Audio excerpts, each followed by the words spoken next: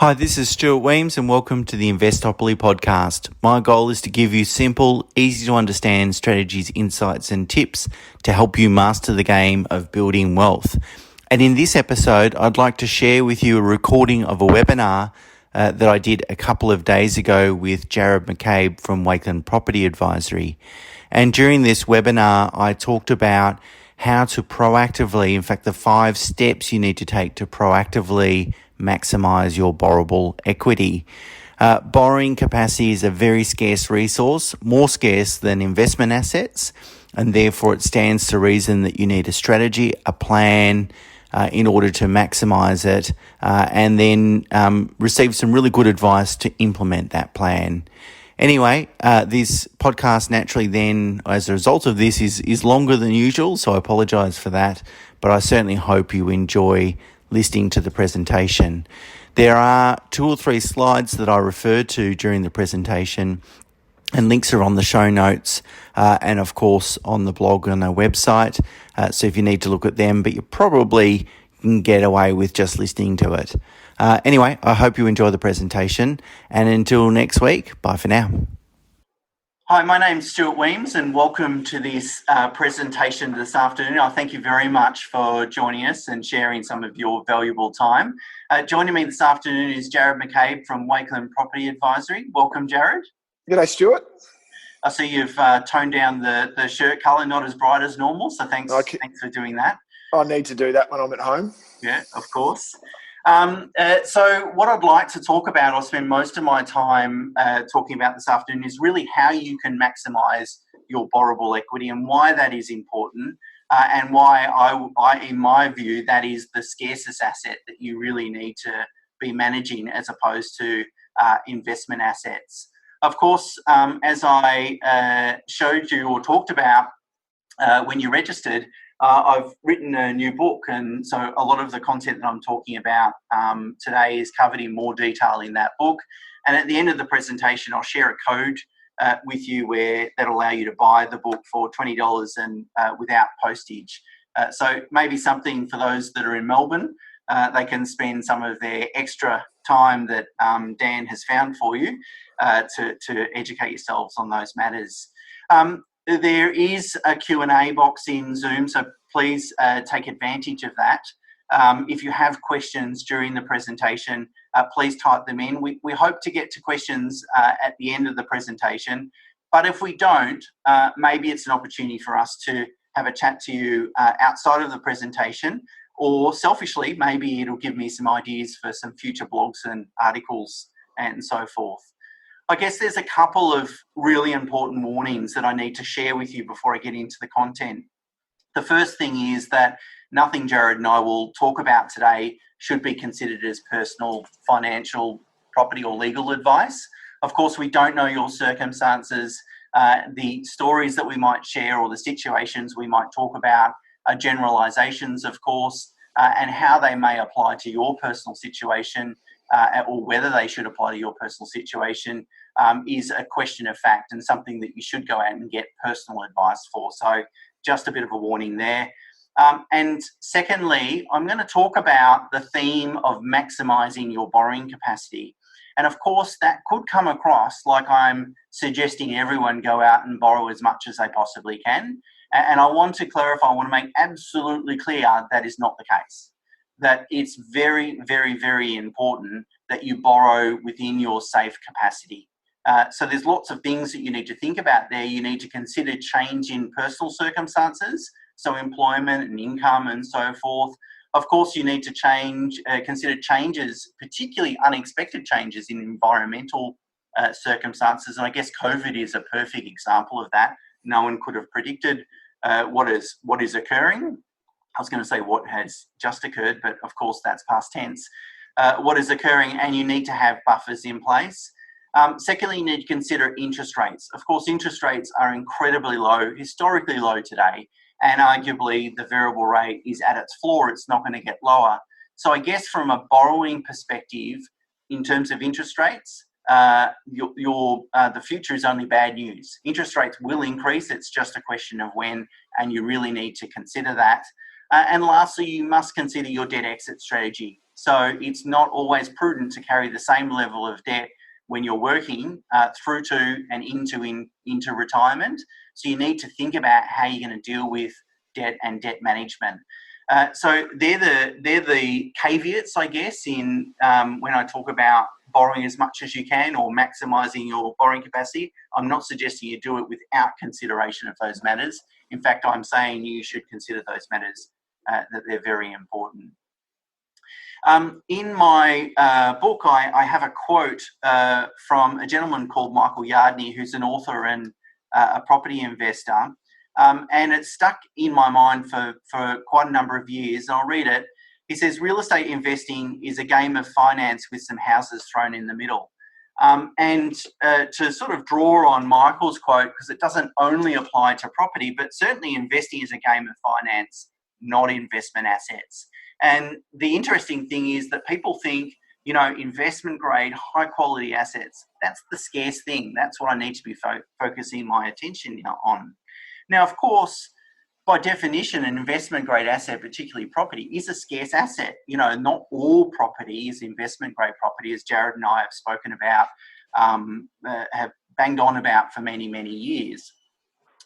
But the point is, the greater access you have to investment capital, and investment capital is only going to come in the form of after-tax income, so it's your savings ability, or borrowings. And borrowings is going to be the predominant portion for most people.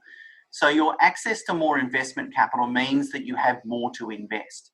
And if you do that well, it means that, and you do that safely and prudently, of course, it means that gives you a greater opportunity to build more wealth in the long run. So the key theme that I'd like to get across with today's presentation is that borrowing capacity is the most scarce resource to an investor. And therefore you must have a plan to safely maximize it, which is what I'm going to go through during the presentation, the 5 steps in order to do that. It's much like time, and we know time is a scarce resource, so we think really carefully about how we allocate it.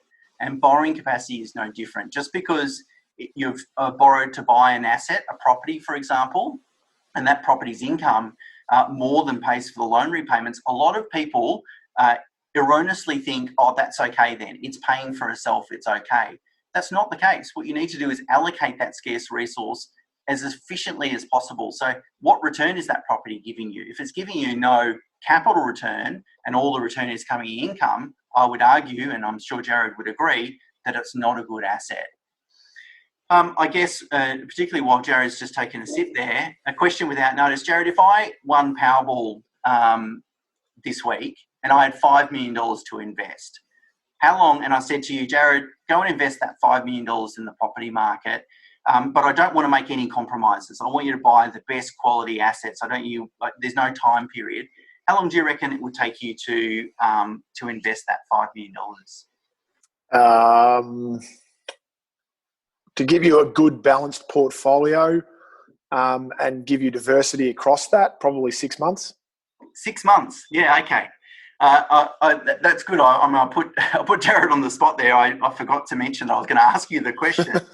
But let's be really conservative and say it took you 1 or 2 years.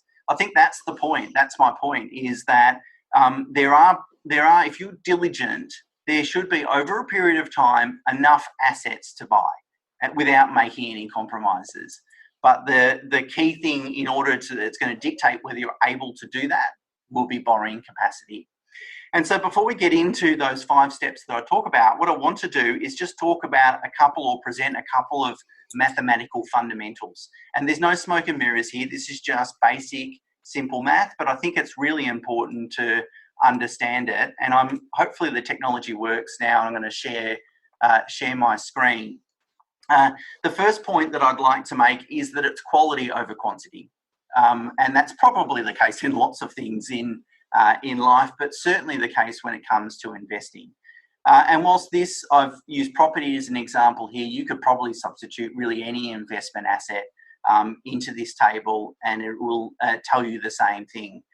Essentially, the cost of borrowing doesn't compound, but the returns on your investment do. And that's the key point. That is, if we go out and borrow $500,000 and the interest rate is 5%, I get that just to make the maths nice and easy, the interest cost is $25,000. is $25,000 today, and it will be $25,000 in 30 years' time. However, because of the compounding capital growth, the capital growth return changes over time. So in that first year, if we've only got a capital growth rate of 5%, and 5% is not a good capital growth return over the long run, by the way. If I had an asset for 30 years and it only give me 5% in capital growth, I wouldn't necessarily be pleased with that result. But just for the example, to make the maths comparable, we get the same amount of growth in the first year.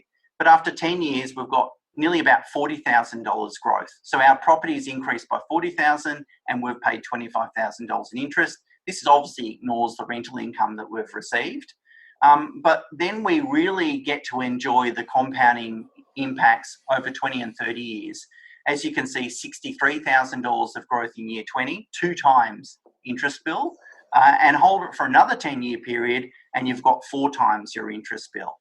So the key thing here is quality is absolutely key. If you're going to allocate borrowing capacity towards an asset, make sure you allocate that borrowing capacity to an asset that's going to give you the highest compounding capital growth return.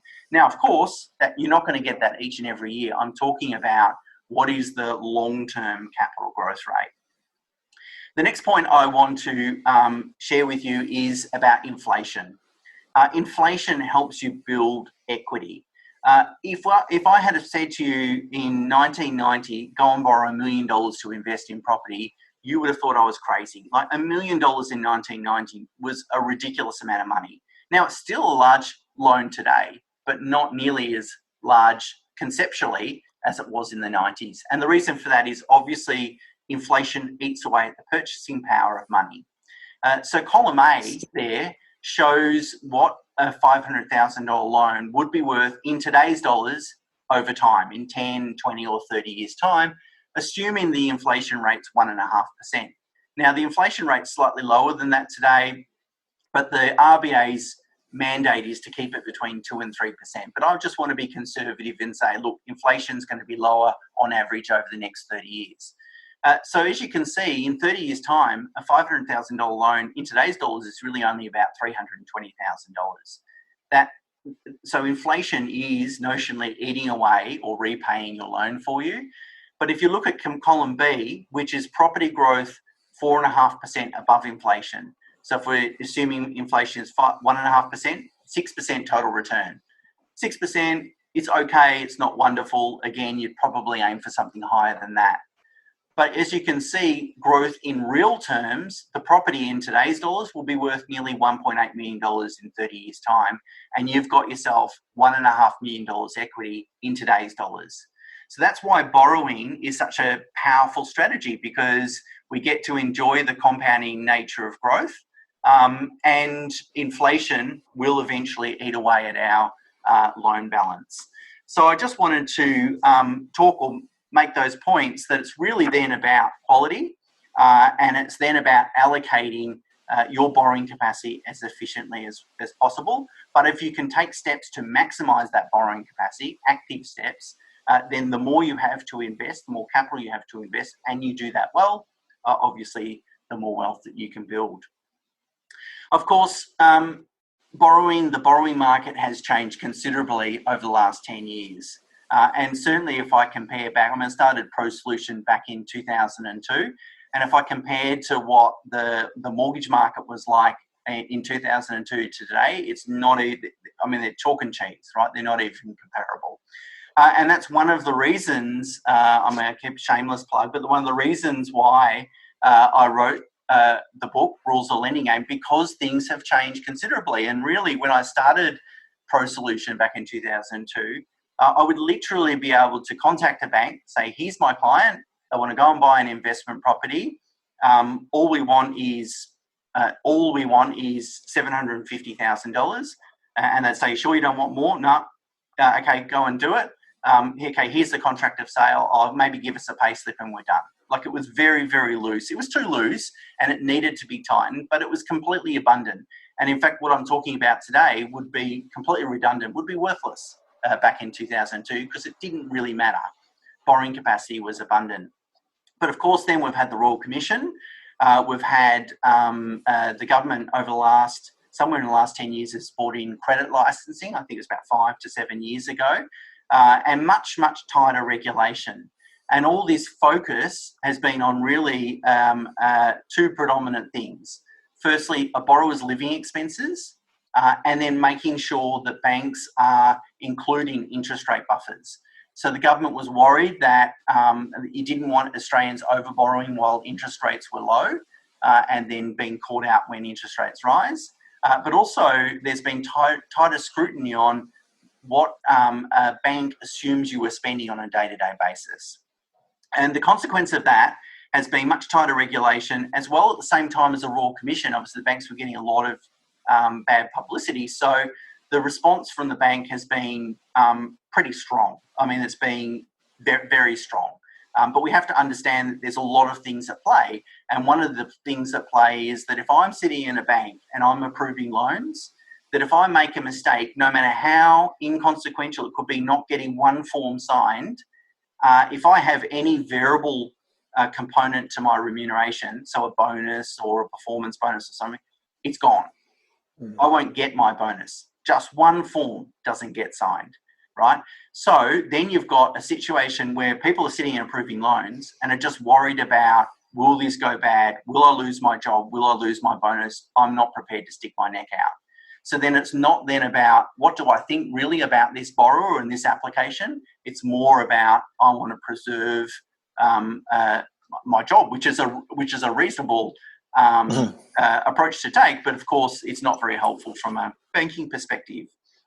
Westpac lost a case in the full federal court recently. ASIC brought a case against them to say that they breached loan regulations or they shouldn't have approved about 100,000 worth of loan applications, because what they did is they ignored the living expenses declared on an application form and just used a benchmark level. And ASIC's, so the government, the regulators' view was that you should interrogate the applicant and work out and base it on what they're currently spending. Well, Westpac challenged that case, and ASIC, the regulator, lost. And in fact, the judges, and it's referred to as the Wagyu and Shiraz case. The reason why is the judge said, look, I could go and apply for a loan, and at the time of applying for a loan, I could be eating Wagyu and washing it down with the finest Shiraz, but that doesn't really inform a lender about what I would or what I may spend or what my minimum expenditure will be once that loan is in place. Which is right? None of us are going to go out and buy Wagyu and Shiraz instead of repaying our mortgage or meeting our mortgage repayment. And that's been my criticism, is it's okay to understand a client's living expenses, particularly with things like commitments like private school education, for example. Yeah. Has a big impact. But we have to distinguish between what is discretionary and what is non-discretionary expenditure. So as a result of that case, ASIC did rewrite its guidance, but we really haven't seen a lot of change from the bank's opinion or processing or looking at loan applications. And but whether we will see it once everything settles down, I guess once a little bit more time elapses between the Royal Commission, maybe the banks will be keen to get back to what is their core business, which is lending. Hopefully we see a little bit more common sense and a little bit of distinguishing between discretionary and non-discretionary expenses. But that's a really important background to understand what's going on behind in the bank, and why we might have an argument with the bank to say, look at this borrower, they're really, really strong, but they don't fit inside the box. Sometimes it doesn't matter how loud you shout, they're never going to really hear you. So let's get into the 5 steps then to proactively maximise your borrowable equity. And before I do that, I want to make sure that you understand how borrowing capacity is calculated.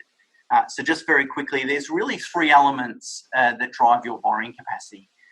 One called serviceability, and serviceability really goes to cash flow. So how much income and how much expenses do you have?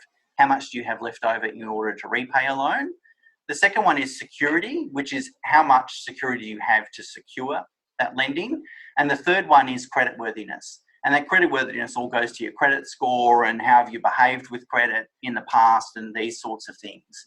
I'm going to focus on serviceability and security, and my discussion with Jared is going to focus on security, those two elements. But it's important you need both, right? So you might have all the security in the world but no income, your borrowing capacity is zero, or you might have all the income in the world but no security and no deposit, your borrowing capacity is zero again. So you need to understand that you need to be thinking about both. And then it's really important to understand your weakness. Where do you need to strengthen? Is it security or is it serviceability? Okay, so let's talk about, before I talk to Jared about how to maximize valuations, which is the security element, I'm going to talk about the 5 steps to maximize your borrowable equity. And just as a quick reminder, if you do have questions, please do type them in. Hopefully we get some time to answer them at the end. So the first step of the 5 steps is you need to have a financing plan. And a financing plan is very different to your financial plan, which might sort of map out over the next 20 or 30 years. A financing plan tends to be a lot shorter than that. I'm really thinking about the next 2 to 5 years. And the reason for that is that it's incredibly difficult to predict what you might be able to borrow in, say, 15 years' time. Of course, a lot changes almost in 15 minutes' time when it comes to the lenders, let alone 15 years' time. So it's really difficult. But when I think about my own personal situation, I'm really thinking about what sort of borrowing needs, what are my plans, and what will I need to borrow over the next 5 years. And the benefit of that is it allows you to be proactive and strategic. And I've always said to clients, the best time to borrow is when you don't need the money. And if you wait until you really do need the money, you'll reduce your flexibility. And sometimes you need a bit of a runway. Sometimes you need a bit of a time to sort of get your ducks in a row to make sure you're maximising your borrowing capacity. So thinking 2 to 5 years in advance and thinking about what sort of borrowing requirements you need allows you to do that. A really good one, a good example, I should say, is borrowing before you're starting a family or investing before you start a family. If I know I'm going to start a family in 3 years' time, then I really probably want to do most of my borrowing before I do that, because obviously that's going to impact on my borrowing capacity. So have a short-term financing plan is the first one. The second one is proactively maximize your serviceability. So that's the income and expenses element. And I will talk in a little bit more detail about that in a second. Number 3 is proactively maximize the amount of security you have or have to offer. And that's what I'm going to talk about with Jared in a second also. Number 4 is always structure loans correctly. As I said, I go through it in the book a lot, but how you structure your loans can have a really big impact on your cash flow, on your taxation liabilities or benefits, on your flexibility, on your borrowing capacity, on your overall ability to build wealth, and your risk profile, your ability to manage cash proceeds from any assets you sell. So having loans structured correctly so they're all separate, there's no cross securitization, all the stuff that I've spoken and written about, and there's plenty of blogs on the website as well, is critically important. And the last point is play the game. And that's why I've called it my book, Rules of the Lending Game, because finance is a bit of a game and you need to play it. And if it's the analogy is the squares on the Monopoly board are really the banks, and you need to move around those squares to find the bank that's going to help you move to the next step. And it's great to think about, look, I'm a strong borrower, I've got a great situation, so my bank should help me. But that way of thinking is actually going to retard your ability to build your wealth. What you need to be thinking is, I'm a strong borrower, so now I need to talk to a bank or a broker that's going to recognize that and then help me, as long as my expectations are realistic, of course, help me get to the next point. Borrowing when you don't need it is important too. And just to share a very quick story of my own personal situation, I knew I had some equity in property mid last year, and I was banking with Westpac at the time. And so I did some valuations with Westpac. Yep, plenty of equity there. I said I wanted to increase my limits to 80% again. I had no plans at that stage for those investment funds. I just know it's a prudent thing to do. And of course, I follow my own advice. I approached Westpac, and it's a long story short, they weren't interested in doing it. Even though my financial situation had improved significantly since those loans were set up, only probably 2 or 3 years ago, because of some internal credit issues and so forth, more to do with not the fundamentals of the application, but the policies and politics that goes on behind the scenes. They weren't interested. So of course I didn't take no for an answer. I went to ANZ. ANZ gave me all the money plus more at a lower interest rate, and happy days. And as a result, that refinance only settled early this year because I was initially at Westpac and then I tried with ANZ. But perfect timing. Then COVID hit, and now I've got access to a bunch of equity. My wife and I just purchased a property last week, in fact. So it shows that you've just got to play the game. You've got to know when to, as Kenny Rogers says, you've got to know when to hold them and know when to fold them. You've got to know when to push, what you're going to actually achieve by pushing, and know when to walk away and just play the game. And finance is the game. I hope ANZ is going to be a great lender for my wife and I for the next few years, but I don't really care if in 2 years' time they're not going to do what I'd like them to do and my expectations are reasonable. I'll move on, I'll find another lender. And I've consistently done that over the last 20 years. And that's the key ingredient that's helped me be able to move forward, access equity, access borrowable equity, and put that to work. So firstly, I'm going to talk about the steps you can take in order to maximize your serviceability, which is your borrowing capacity from an income and cash flow perspective. And then, as I said, I'm then going to talk to Jared, interrogate Jared, about how to maximise bank valuations, as Jared's got plenty of experience as a valuer in his past life. So there's two elements that go towards serviceability. The first one is how much should you borrow, and the second one is how much can you borrow. Now, up until probably 3 years ago, how much can you borrow has always been more than how much should you borrow. In fact, we've never really had to think about, as advisors, how much can you borrow. We've just always gone to how much should you borrow, because we know there's always going to be a lender out there willing to lend it to us. However, these days, it's not always the case. And that's why you need to be proactively managing it. So let's talk about how much should you borrow first. Well, when I meet new prospective clients and ask them how much they spend, they almost are never able to tell me.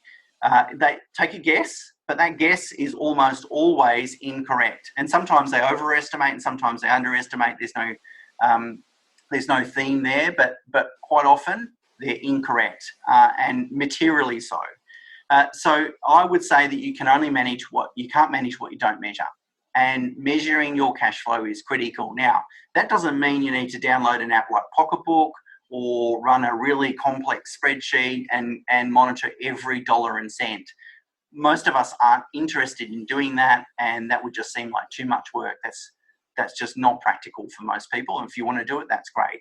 So what I wanted to do now is just share with you a very, very simple banking structure that allows you to set up your bank accounts so that it's going to be very easy to manage what you're spending. And what I'm suggesting is that you have two bank accounts, one for saving and one for spending. So bank or offset account is number one here. That's what receives all your income. So all your income goes into that bank account. The only things that you pay from that bank account are all non-discretionary expenses as described on the slide there. So any financial commitments, school fees, mortgage loan repayments, anything like that, bills and utilities, health, education, insurance, all those sorts of things where it's pretty difficult to overspend on these things. Like the cost is what the cost is. And of course we can shop around our electricity bill and so forth, and we should do that, but that's not really the key problem when it comes to managing cash flow. And then what you do is you have a secondary account. Again, it could be a bank offset account or a transaction account. And what you do is each pay, you transfer a set amount into that spending account. And that's where you pay for all discretionary items. So in this slide, as I've said, here as an example, I've put $2,000 a fortnight goes into this spending account. And I pay for all shopping, transport, food, entertainment, any ATM withdrawals, anything that's discretionary, I pay from that account. That way, I know on a month-to-month basis how I'm tracking. Am I keeping within my budget? If I'm halfway through the month, or halfway through the fortnight, I should say, and the balance of that account is zero, I know I've spent too much. And then I can course correct. I can find out where is that overspending occurring and how do I pull it back. Whereas if at the end of each fortnight, if I know I've got $100 left over and that end balance keeps increasing by $100, I know I'm well within my budget and I'm spending accordingly. Because it's quite often for people, it's not a matter of reducing your standard of living in order to save more money. It's the unconscious expenditure that tends to really be the problem. The bits and pieces that you spend here and there, we all think they don't add up, but they do add up. And we can actually eliminate them, and this structure helps you eliminate them, and you won't feel any pain. You won't feel like you're denying yourself or your standard of living is reducing. So I found it to be, and certainly my clients have found it to be a really effective banking strategy that helps you get your living expenses in tow. And there's another benefit. Not only will you save, you probably reduce that unconscious expenditure that's kind of wasted because it doesn't give you any enjoyment, but also it gives you some really good data to make future decisions on. You then know this is how much I'm spending. So if I'm contemplating investing in another property, I can do my sums, I can afford it, and I'm confident. Whereas if you're just throwing a data board, trying to work out what your living expenses are, and you go and buy that investment property, you don't want to find out after the fact that you couldn't actually afford it. So that's the first thing you need to do is have better cash flow management disciplines. And then you've got to think about all future changes in respect to your situation. So starting a family, changing jobs, those sorts of things. You've got to build in buffers and considerations for changes in interest rates. As the RBA has said, they're not cutting the cash rate anymore. I can't see the banks passing on any interest rate cuts. At this stage, it's almost certainly won't happen. So we know what the interest rate floor is. From here, it's going to be the interest rates are only going to rise. The question is when? Probably not for a long period of time. Wage inflation was released this morning by the Australian Bureau of Statistics. It came in at 0.2% for the quarter, the lowest measure since '97, since they've been tracking wage inflation. So we need wage and price inflation before we see higher interest rates. I think that's some years away, but that's not to say that we shouldn't ever consider the impact of changes in interest rates. And as I said at the beginning, we need to think about our debt exit strategy. We can't just keep borrowing and borrowing and borrowing without giving any consideration to how we're going to deal with the debt, repay it at the end of the day. And lastly, you've got to ask yourself how much is enough. I mean, it's great to have a goal of going and having a portfolio of 10 properties, but the question would be, do you really need 10 properties? And I would say almost no one needs 10 properties. Now, you might want it, that might be a goal, that's fine, but you've got to understand that it's the quality of the assets and maximising your borrowing capacity that are the two key ingredients. Once you've done that prudently, maximise your borrowing capacity, then it really rests with the quality of assets and then having the patience to let those assets work through. But cash flow management is the key here in terms of how much should you borrow. You should never borrow more than what you can afford, and you should never not take into account, changes in circumstances and changes in interest rates. The second element is how much can you borrow, which is obviously dictated by the banks. And I'm very conscious of time, so we'll try and get through it as quick as possible. But the first point there is that credit policies can vary materially between lenders. So I might go to CBA and my borrowing capacity might be here today, and every other lender's borrowing capacity might be here. So they're well above the average and they stand out. But in 6 months' time, literally 6 months' time, CBA's borrowing capacity might be down here. So that's why you've got to play the game, because you've got to get some really good advice about which lenders, or combination of lenders often, to use in which order. And doing that, and proactively doing that, can have a big impact on your borrowing capacity. It might be the difference between being able to acquire one investment grade property or even two investment grade properties. The second point I wanted to make is there's been a few really important changes over the last 2 years in respect to credit recording and transaction recording. Firstly, there's something called comprehensive credit reporting, which is really the capturing of positive credit data. So in Australia, we used to only capture negative credit data. So were you in default? Have you been bankrupt? And so forth. Now we're capturing positive credit data, and that helps lenders calculate a credit score. And it's been happening in the US and UK for a long time. So now they're tracking things like oh, Stuart had a loan and he's been making the repayments on time perfectly for 10 years. That helps your credit score. So that's the positive credit data. And then there's something called Consumer Data Rights System. And essentially what the government's, and it's to help the fintech industry, but what the government has said is that we want the banks to be able to give anyone that, if you, the bank holder authorises it, we want banks to be able to give people data feeds. And I'm be interested to see how this will be utilised by the banks, particularly with respect to lending. But it's quite possible now they have the systems in place, that they could just get a whole data feed. What has Stuart been spending for the last 12 months, allocate it, and they don't need to ask me any questions. So the key thing here is they know a lot more information about you, and you need to think really careful about how you behave and the decisions that you make, particularly leading into needing to borrow more money. But also, if I go and get a telephone account and decide, no, I'm not going to pay that bill, that's going to be registered on my credit file. That's going to be a problem for the next 5 years for me. So we need to understand they've got a lot more data. A lot more data is now online, and they've then got a better picture of you as a borrower. Now, that's a double-edged sword, right? If you've got a really strong history, that's going to work to your advantage. But particularly for younger people, they need to know that even the things that they do in their 20s could come back to bite them later on in time. Until credit policy changes, the other thing that people need to start thinking about is 3 to 6 months leading into an application, consider reducing your expenditure down to the non-discretionary items. Have limited discretionary expenditure. Now, I say that for 2 reasons.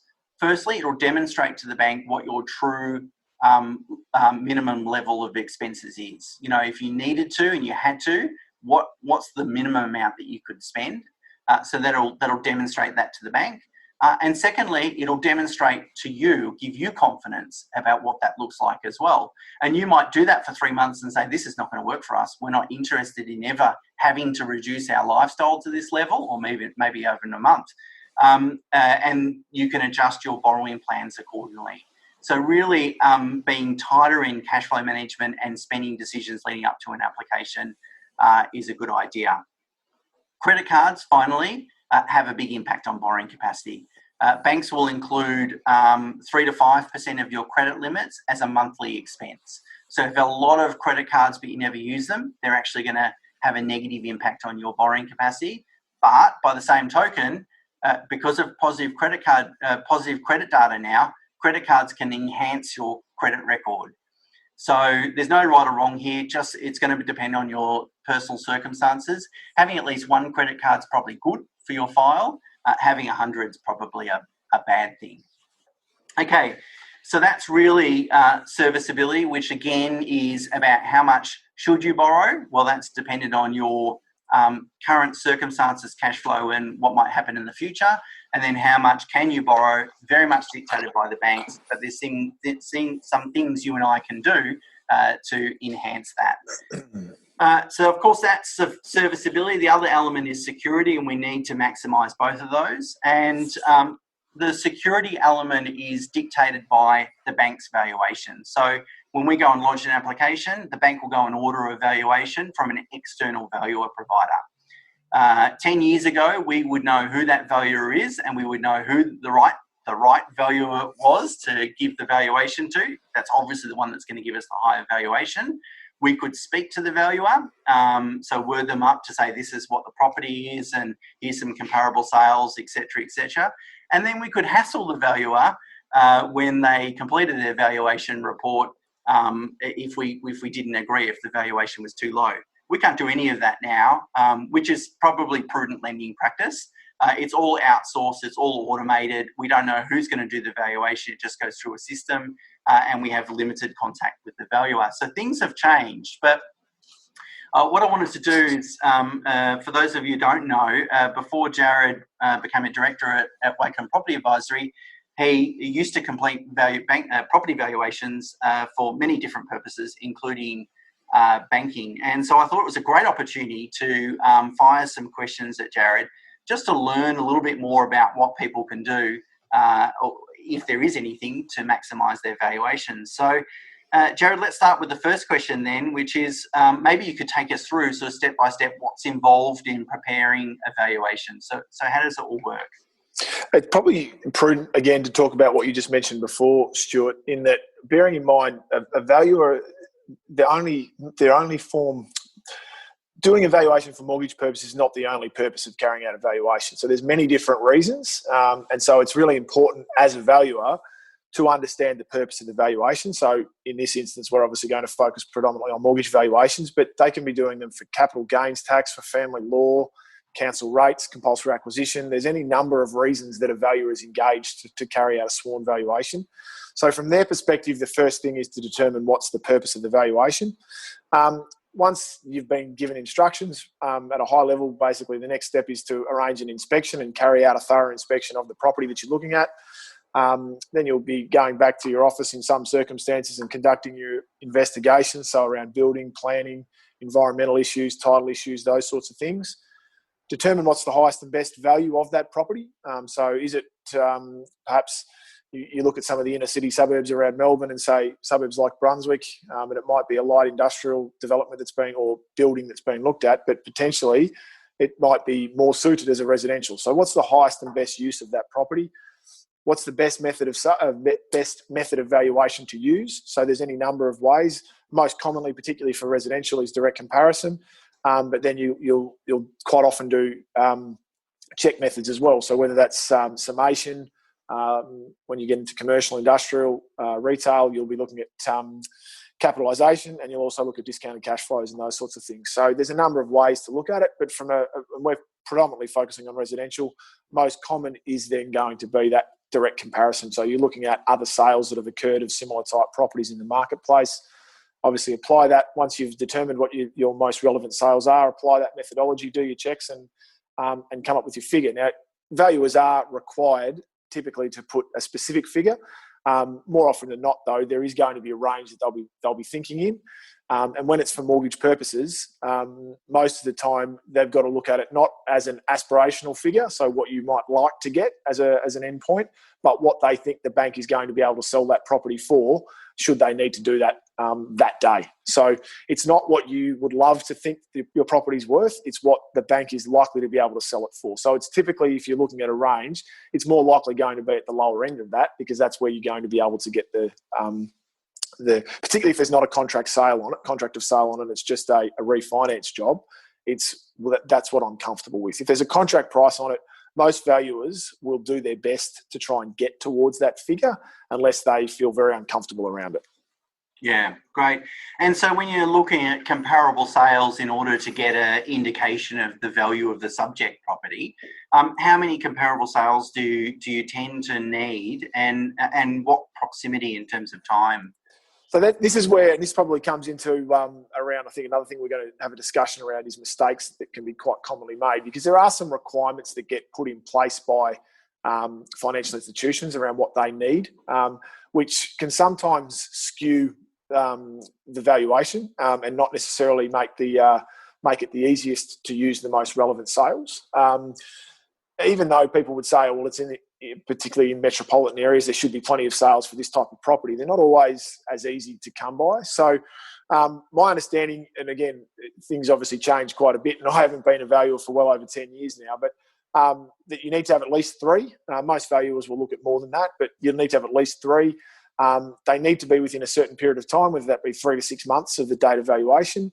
And they need to be within a certain distance of the property. Now, those last 2 are probably where things start to get a little bit, can start to skew things, because if you're being required to look at sales within a certain distance, it may mean you may not be able to find the most relevant sales within that distance, and it may be only slightly outside of that where you could actually get a significant number of sales, but because it doesn't meet that requirement, you might be gathering sales within that radius but that aren't actually relevant. So an example might be, you might have an Art Deco apartment that's sold in a suburb like, say, North Carlton. Now, there's not many Art Deco apartments that sell in North Carlton. There wasn't many that were built, but there are a few, and they are a breed of their own, and they are very much sought after. But to get comparable sales of similar type properties, you're probably not going to find them in North Carlton or North Fitzroy. So you would want to look outside that area, but it may be outside the radius that you're required to look at. So in order to meet those requirements, you might be looking at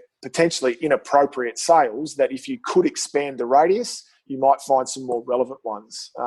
So personally, when I used to do valuations like that, you would get your sales that meet that requirement, but you would make sure that you've got Art Deco sales from other areas that help to justify and make appropriate adjustments according to those differences.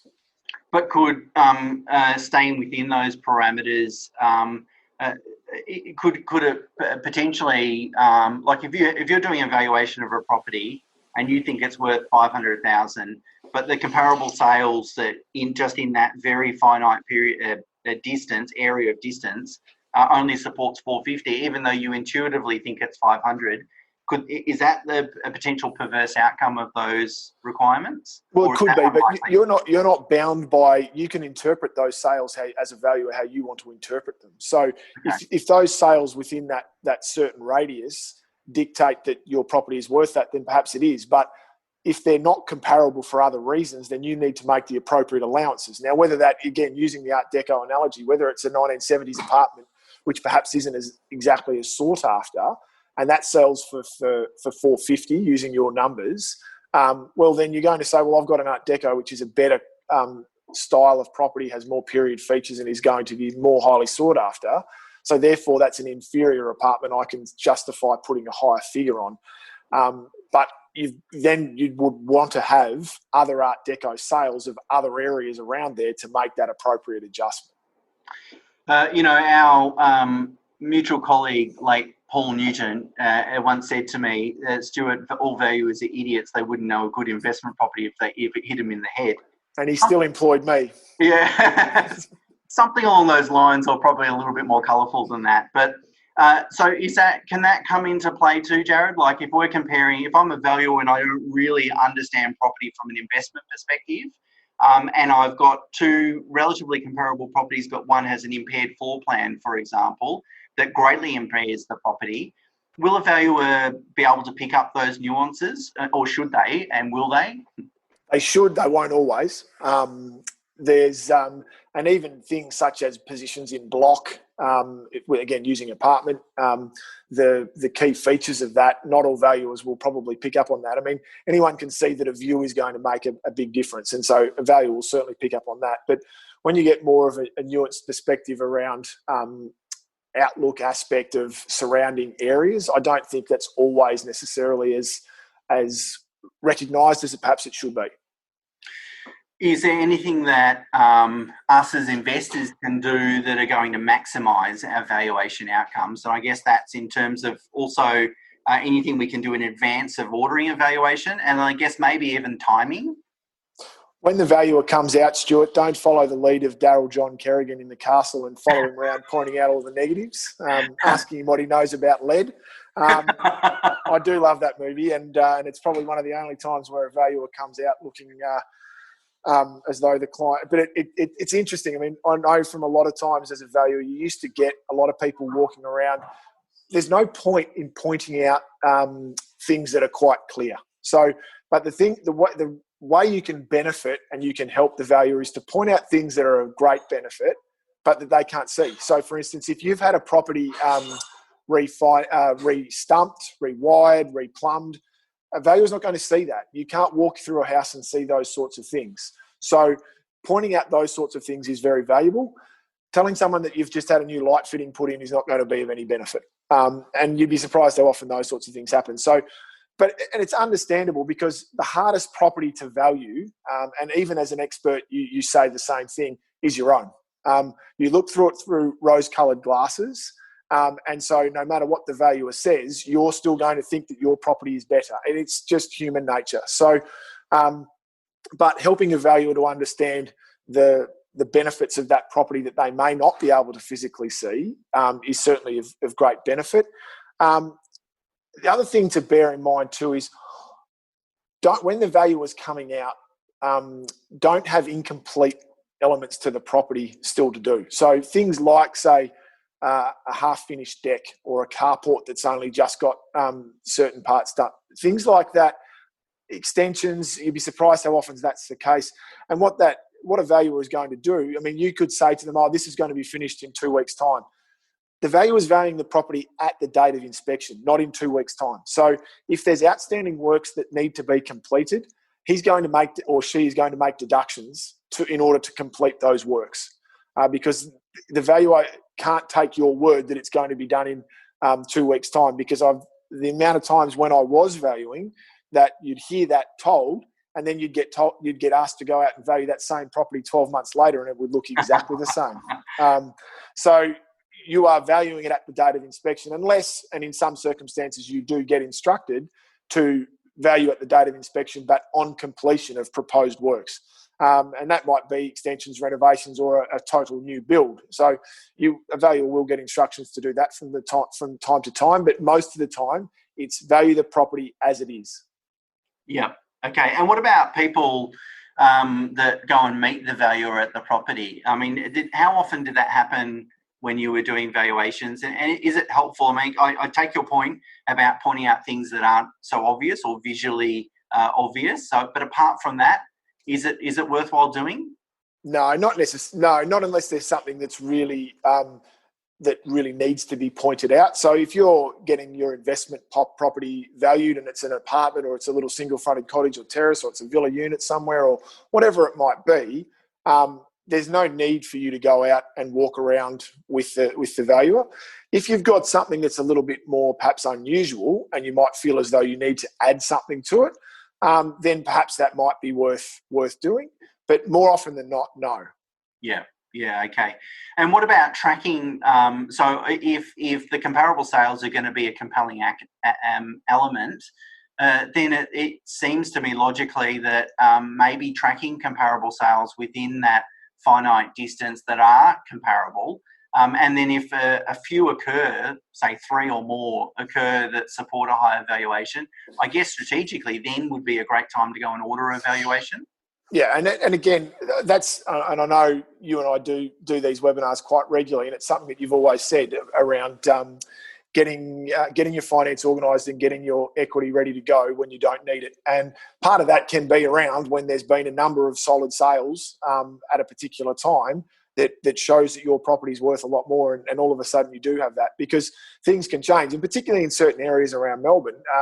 For instance, at the moment, a lot of the middle ring type suburbs where properties the improvements may not add a lot of value, where might be a middle ring suburb, 600-700 square metres of land, an old 1950s house on it, which is still very livable, but really not adding much value. During COVID, that sector of the market's taken a bit of a hit. But if you'd had that property valued, we're all experts in hindsight, but if you'd had that property valued in February, you'd be in a pretty strong position, because you'll have lost a bit of equity over the past months. Now that'll pick up. You'll get that back at some stage, because they're solid suburbs in those middle ring areas. But that's the sort of example that you can use. That if there's been some strong results and some good activity, then yeah, absolutely, it's worth considering that.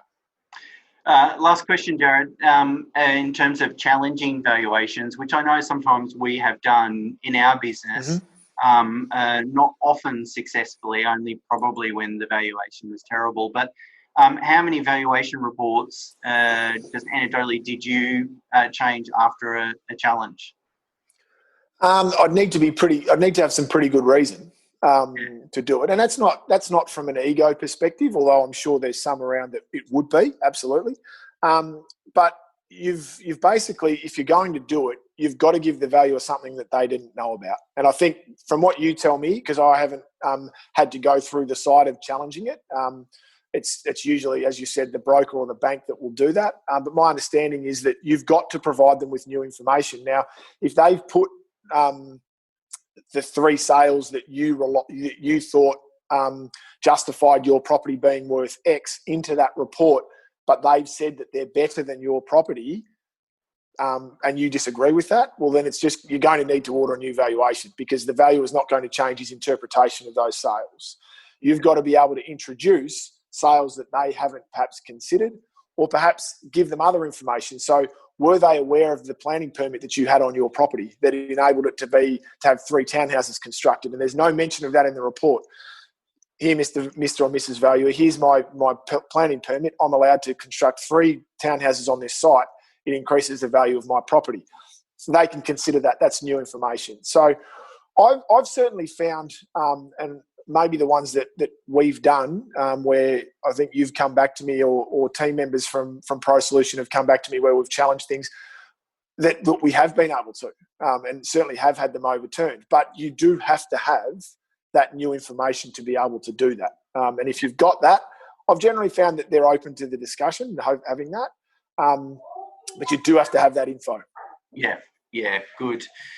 So just for people's information, most banks allow brokers to order valuations before we lodge an application, which can be a really valuable tool. I know Jody just completed a whole bunch of valuations for a particular client, and then we know what is the borrowable equity, and it makes it for a much smoother process. But I just submitted today an article to the Australian where I talk about a valuation of a property. In fact, one of the team at Wakeland purchased it for me in Paran, that I had, and two valuations by two different banks at exactly the same time. One came in at 1.2 and the other at 1.5. So a $300,000 difference. Of course, there's subjectivity towards valuations, but arguably maybe not that much subjectivity. So sometimes, again, in the whole sort of rules of the lending game, it's about playing the game and knowing that it's not always fair or reasonable or rational, but sometimes not shopping a valuation, but understanding or having a good appreciation for the true value of a property, and then finding a lender that shares that view, which is not always easy and not always possible. It obviously depends on what's happening in the market, but can make a considerable difference to your borrowable equity or security position. Before we get into possibly a couple of questions, although I know we're short on time and Jared's kids sound like they need some attention, I want to just talk about some borrowing capacity. Borrowing capacity strategies. So really, I guess for income rich and asset poor people, and asset rich and income poor people, because quite often, if we're both rich in both assets and income, we probably don't have too many concerns around borrowing capacity. So for income rich, the people who have a lot of income but limited on the security side of things or deposit side of things, there's no magic sauce here, but I guess there's a few things that you can do. And that I've successfully used in order to build my portfolio. The first one is proactively revalue. Like Jared just spoke about, as I said, I did a refinance. I mean, the timing is only perfect, only by chance, not through design, of course. But I had my properties revalued at the beginning of this year. So, I mean, perfect timing, that luck has it. But, sometimes luck plays a role. You've got to do everything right, but often luck plays a role as long as you are doing everything right. So be proactive, watch the market, watch comparable sales. If a bank comes back with a ridiculously low valuation, you don't necessarily have to accept it. If you get a couple of other valuations, sometimes they might help. And certainly a strategy we have used to tremendous success for our clients. Buy well, of course. The quality of your asset will really determine the outcomes in the long run, but also the short run from a valuation perspective. Look for ways to add value if possible, but still buy the right asset. Don't buy a renovator's delight necessarily. Buy the right asset. But if there is small things that you can do to enhance that value, particularly if you've got a lower equity position, then certainly that's a good way to do that. And shop valuations, be aggressive but realistic. As I said, I use the analogy of the Monopoly board and the banks are the squares. You've just got to make your way around in order to achieve your personal goals and work with a lender that's going to do that. It's highly unlikely that's going to be the same lender for the next 10 or 20 years. Highly unlikely. If you're an active investor, I would be refinancing probably personally, I refinance every sort of 2 to 5 years. I don't purposely do that. It's just circumstantial, it typically dictates that.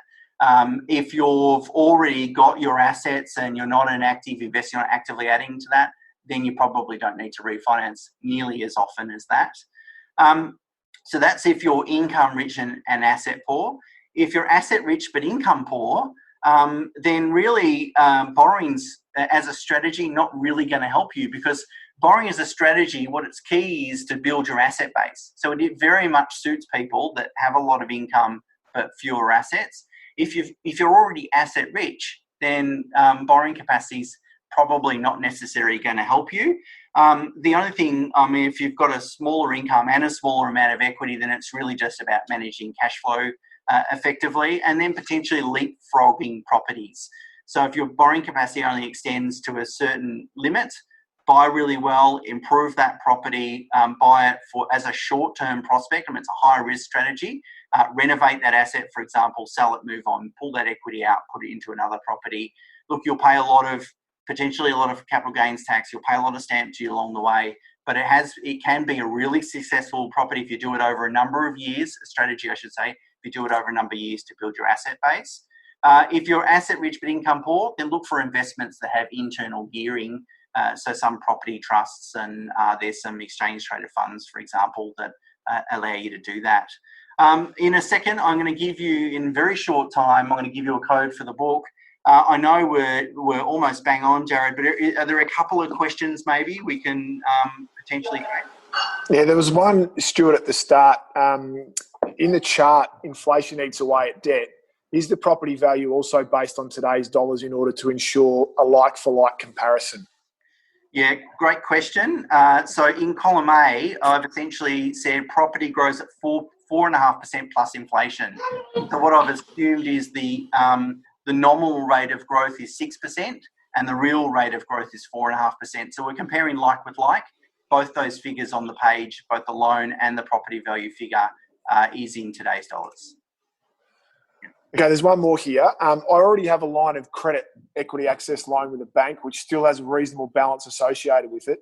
Is this still a good way to go, or is it better to have a loan tailored to a specific property? Look, it depends on circumstances. It's typically better to have a loan specifically for that asset, so you're separating debt by purpose and by asset, so you can track that. The onus is on the borrower, the taxpayer, to prove the deductions to the ATO. If you can't clearly do that, they will deny it. And just very quickly, lines of credit are just too expensive these days. The interest rates on lines of credit are too high and they're unnecessary, and just an interest-only variable rate loan will be a better solution than a line of credit. There's one more here that I know you've answered this a couple of times with previous ones, but it's certainly relevant. So how does a COVID deferral, if repayment P&I, affect future borrowing capacity? Very good. Well, the real answer is that it shouldn't. The Australian Banking Association has come out and said there won't be any impact on your credit file and credit score if you've paused loan repayments during COVID. The reality though, Jared, yesterday we had a client, we wanted to switch to a fixed rate and that switch was declined because her credit score was too low. Ironically, this lady paused her loan only as a proactive move, didn't really need to do it. Then we went to go and switch to a fixed rate. They said, we can't switch when loan's in arrears. So she already had the cash. She went and made all the repayments up to date, which shows the strength of the borrower. And now the bank's come back and said, the credit score is too low. Now that's the wrong answer, by the way, but banking systems are broken. You don't always have the people behind it thinking and applying a lot of common sense.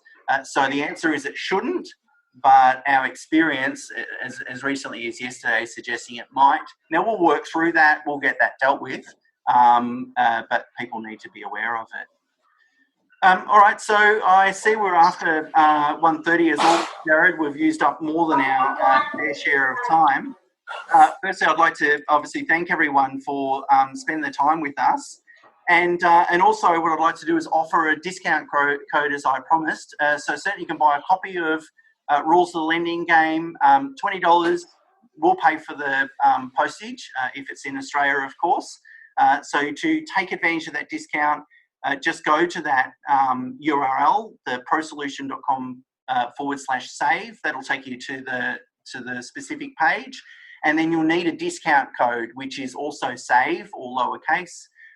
Just put that in and that'll discount the price to $20. Of course, we've got to deal with Aussie Post through COVID, so please be patient. Sometimes these books take a while to actually get to you, but they will. Certainly if you don't receive it within a few weeks, then certainly shout out to us and we'll see what we can do. But Jared, thank you very, very much, and thank you to your children mostly for their patience during this webinar. The mute button does well, Stuart. Yeah, very good. Excellent. Well, thanks for your time, and thanks everyone for tuning in today. Look forward to talking to you soon. Until Thanks, Stuart. bye for now. Thank you.